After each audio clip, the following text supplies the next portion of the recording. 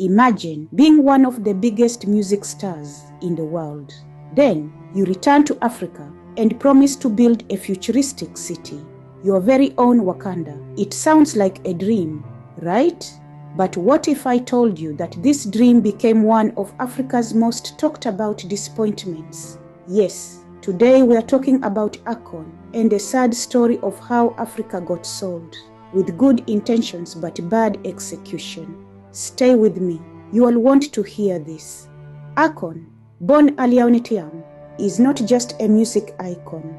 With hits like Smack That, Lonely, and Don't Matter, he became one of the biggest African American stars of the 2000s. But Akon always proudly said, "I am African. My roots are in Senegal." In 2014, he launched Akon Lighting Africa, a project to bring solar electricity to rural African villages. It was inspiring. People said, finally, an African celebrity giving back to his continent. And it worked to some extent. Some communities got solar streetlights and home kits. But then came Akon City. In 2020, Akon announced Akon City, a $6 billion futuristic smart city in Senegal. He said it would have smart homes, advanced hospitals, its own cryptocurrency called Akon, and would be built like Wakanda from Black Panther. The world media loved it. Headlines everywhere screamed, Akon is building Africa's Wakanda. But behind the headlines, something was off. The questions started piling up. Who is funding this $6 billion city? Where are the investors? Where's the master plan? When will construction start? Years passed. 2020, 2021, 2022. Nothing much happened. Senegalese journalists visited the site. Guess what they found? An empty field. No cranes, no construction, just sand and dreams. People started saying, did Akon really plan to build this? Or was it just a PR stunt? Let's be clear. Akon probably meant well, but this is not just about him. The real problem is bigger.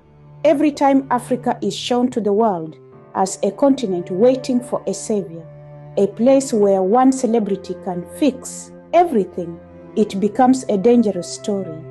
It takes attention away from local African innovators, engineers, and leaders who are already working on real solutions. Instead, Africa becomes a charity case for celebrities to play superhero. This is what people mean when they say, Akon sold Africa. Not that he sold land or resources, but that he sold a fantasy story about Africa, a story that didn't match reality. What makes this story sad is that many Africans believed in it. They were proud to see one of their own making such big promises. They wanted it to succeed. But when promises are broken, it doesn't just hurt reputations. It hurts trust. It makes it harder for future African entrepreneurs to be taken seriously by investors. Now, let's be fair. Akon Lighting Africa did bring solar power to some villages. That's a win. And using his fame to attract attention to Africa is not wrong. It's good, if done right. The problem was over-promising lack of transparency and the gap between dreams and delivery. So, what can we learn from this? Africa doesn't need saviors. It needs partnerships, real investments, and local leadership. Good intentions are not enough. We must focus on realistic plans and long-term solutions. Be proud, but stay smart. Not every shiny project is gold. We must ask questions and demand clarity. So, did Akon sell Africa? Or did he fall into a trap of good intentions mixed with celebrity hype? Maybe a bit of both. One thing is clear. Africa's future will not be built on hype. It will be built by Africans, for Africans. This is Pihoa Network for more real African stories, history, post-independence, and beyond. Let's tell Africa's story the right way.